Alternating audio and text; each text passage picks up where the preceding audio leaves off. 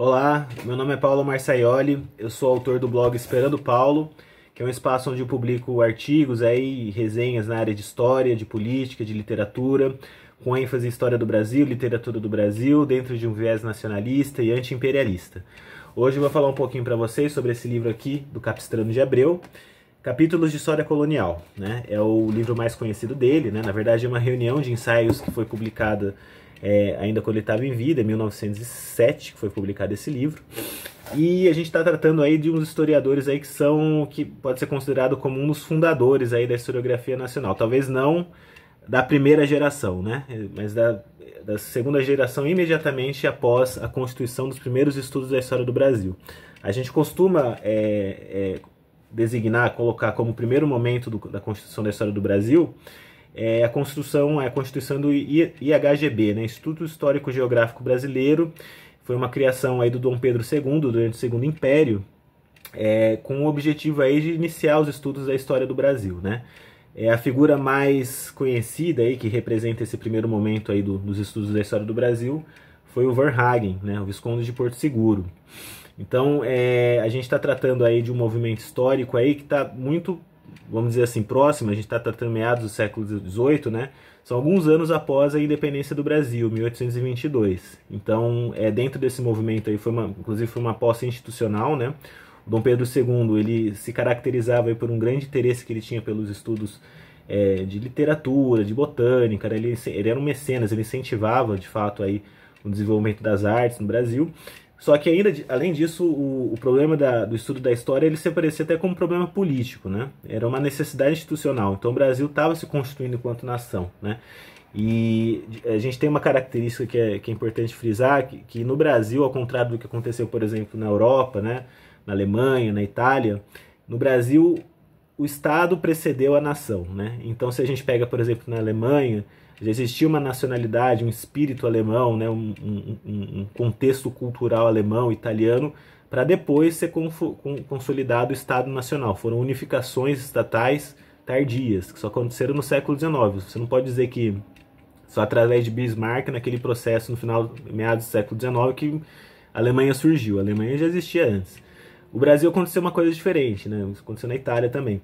No Brasil, o Estado precedeu a nação, né? Então, quando o Brasil ele conquistou a sua independência em relação a Portugal, obviamente existia um sentimento de nacionalidade, isso aí já vem de forma embrionária, inclusive o Capistrano vai falar isso, que os primeiros sintomas aí de nacionalidade, de nacionalismo que a gente poderia dizer, já são naquelas lutas que os brasileiros travam contra os holandeses, nas revoluções nativistas, aí no contexto aí da mineração, então a Guerra dos Emboabas, você já vai forjando um posicionamento nacionalista, anti-lusitano no Brasil, né, Constituição do Brasil.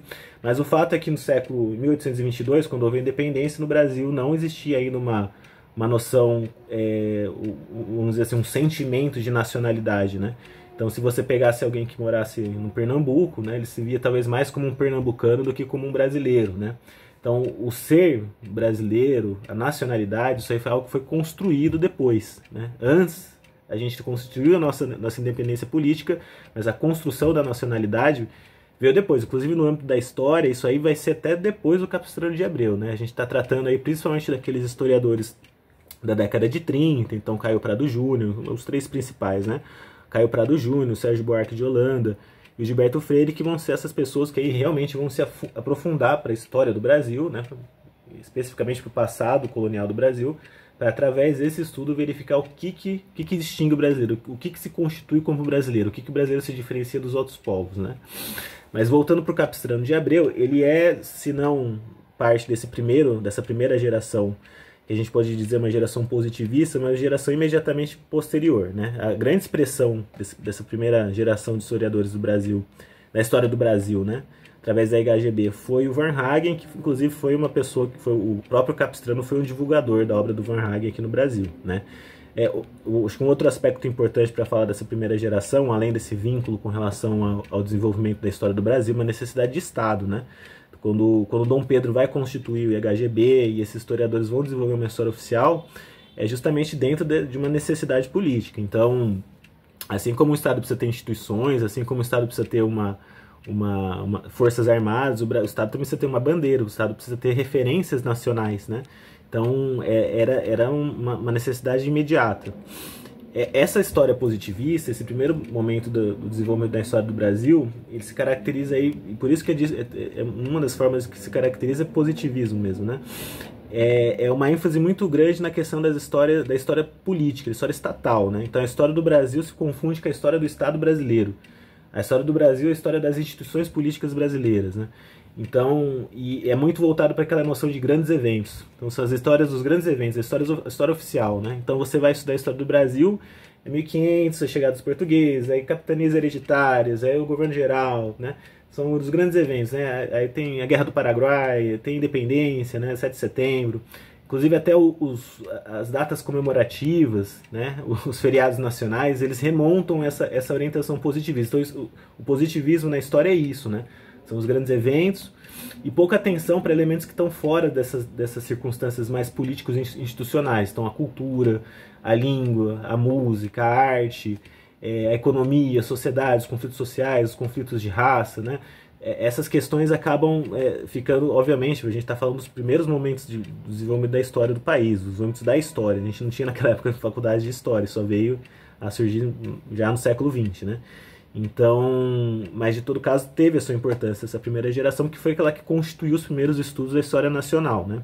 No caso do Varnhagen, ele era um diplomata, que por isso ele tinha contato com arquivos na Europa, então ele pôde ter acesso a documentações importantes. E o Capistrano de Abreu, ele é um discípulo, né? Ele vem dessa tradição. Mas ele traz algo novo, né? Eu acho que a primeira coisa que a gente pode dizer para o Capistrano de Abreu é isso. Ele vai, se não romper com essa tradição positivista, ele vai começar a introduzir elementos mais interdisciplinares para o estudo da história. Então, o capítulo da história colonial não é uma história baseada nos grandes eventos. Obviamente ele fala de grandes personagens, fala dos grandes eventos, mas é uma história que tem muito, por exemplo, de geografia. Inclusive, a questão específica da geografia é algo que interessa bastante o Capistrano, né?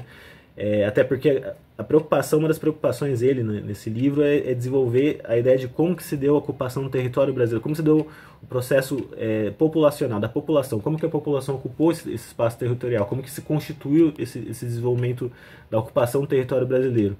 Isso tem muito a ver com geografia, porque a gente está falando desde os fluxos dos rios até as trilhas que eram abertas pelos indígenas, né? A questão do relevo, das montanhas, das serras, o que vai dificultar, o que não vai dificultar o desenvolvimento da pecuária, da agricultura, a atividade da mineração, a atividade dos bandeirantes, né, para constituir como que se deu esse processo de interiorização da ocupação territorial brasileira, né? Então é um livro que já vai romper nesse sentido um pouco com essa tradição mais positivista, na medida em que ele vai começar a traçar outras preocupações com problemas sociais. Ele já vai começar a falar, por exemplo, de um tema que é muito caro para os modernistas, que é o problema da mestiçagem. Ele vê a questão da miscigenação do branco, do índio, do negro como elemento positivo. Ele é partidário no bom sentido daquilo que ficou muito mal compreendido, né, da tese da democracia racial, né? Mas de uma certa maneira ele está falando algo que depois o Gilberto Freire vai desenvolver, né?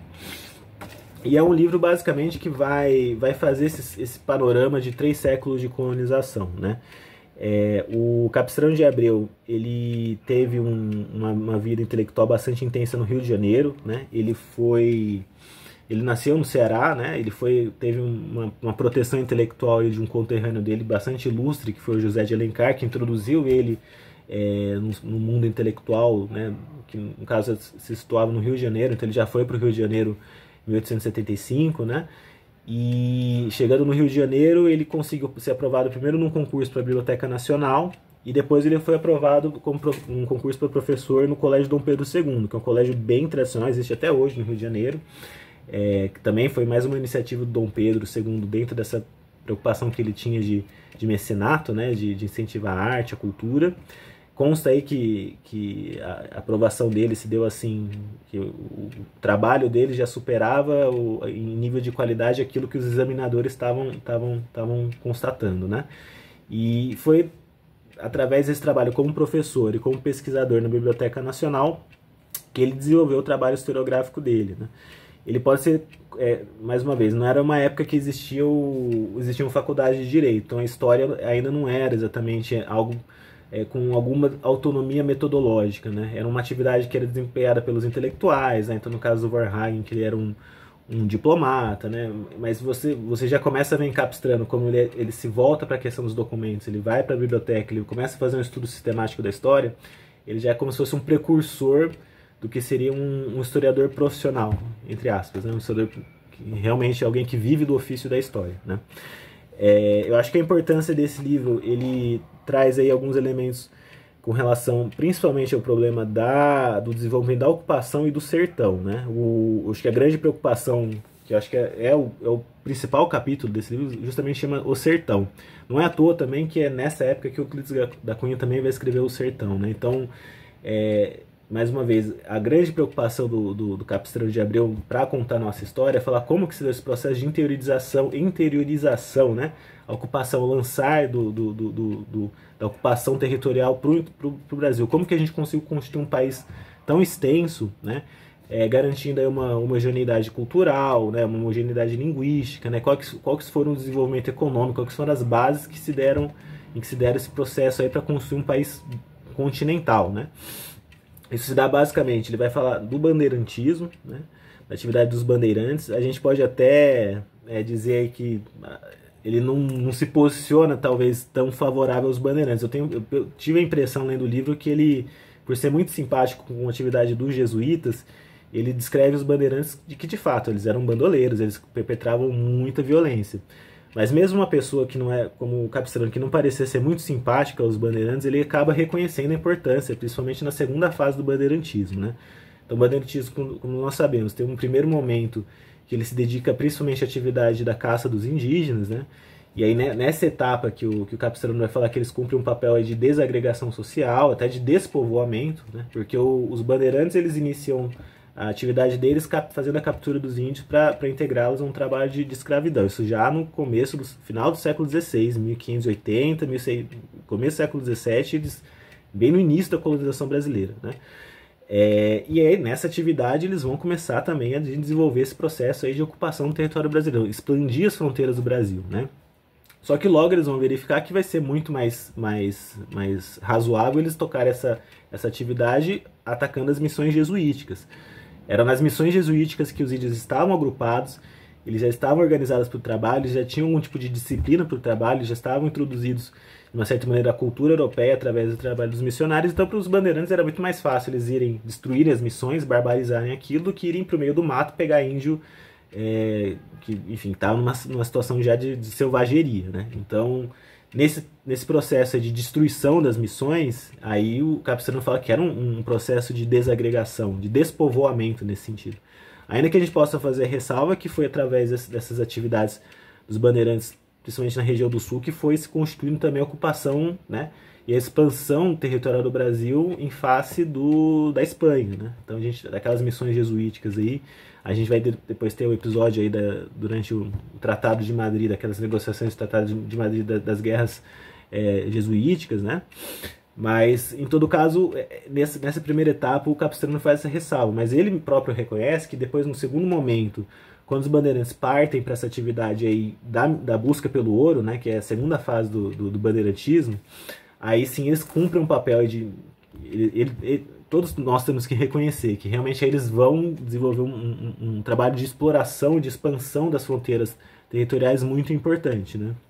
E o outro elemento, além da mineração e do bandeirantismo, que vai ser uma grande preocupação do escritor, principalmente nesse capítulo dos Sertões, é a questão da mineração, né?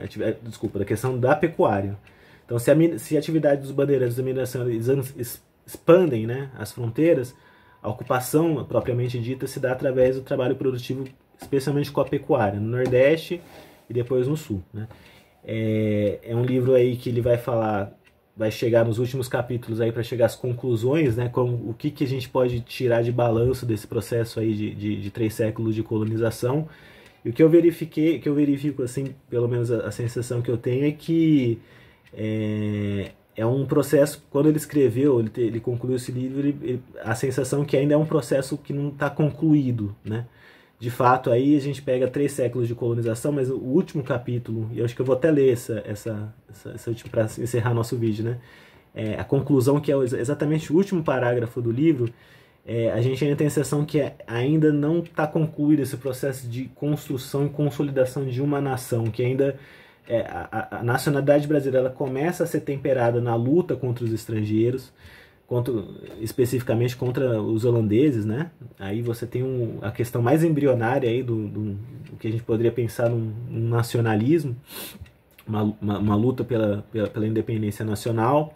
Isso aí vai se desenvolver nas revoluções nativistas aí, que são tratadas especificamente aí no capítulo do Sertão.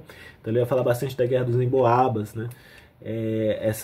A situação em que a atividade da mineração aí dos brasileiros, dos paulistas, começa a ser tensionada por conta de uma grande força da metrópole em cima da questão da exploração do ouro, então colocando taxações extorsivas, né, condicionando a atividade daqueles mineradores, constituindo aí uma animosidade, né, dos paulistas com os portugueses, né?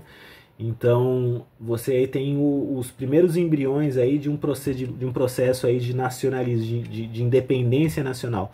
Mas a gente percebe que ainda é um fenômeno não concluído, né? Não foi concluído no tempo que ele escreveu, se a gente pode dizer, a nossa independência nacional não foi totalmente conquistada, vamos dizer assim, né? Formalmente nós conquistamos nossa independência através de um processo de luta, né? É muito comum a gente escutar que foi um processo pacífico, mas olhando essa visão de 3 séculos de colonização que a gente vê esse livro, a gente vê que não foi um processo pacífico, um processo de luta, de guerras. Não começou só com aquele processo desde 1808, quando vem Dom João e todo aquele processo. Tiveram as guerras da independência, obviamente, mas a luta pela nacionalidade ela começa muito antes, né? Só que a impressão que a gente tem concluindo o livro é esse, que ainda é um processo inconcluso, que ainda está em processo de construção, né? Construção da independência nacional, construção da nacionalidade brasileira. É um processo que ainda está em andamento, né? Eu acho que acho muito interessante, é o último parágrafo do livro, que na verdade é uma síntese, né, desses 3 séculos de colonização. Ele diz assim: 5 grupos etnográficos ligados pela comunidade ativa da língua e passiva da religião, moldados pelas condições ambientais de 5 regiões diversas, tendo pelas riquezas naturais da terra um entusiasmo estrepitoso, sentindo pelo português aversão ou desprezo, não se prezando, porém, uns aos outros de modo particular. Eis em suma que se reduziu a obra de 3 séculos, né? Então, é isso, né? Eu recomendo aí as pessoas aí que tiverem interesse a conhecerem meu blog, eu escrevo as resenhas desses textos, né? E agradeço aí as pessoas que têm interesse e acompanhem os próximos vídeos.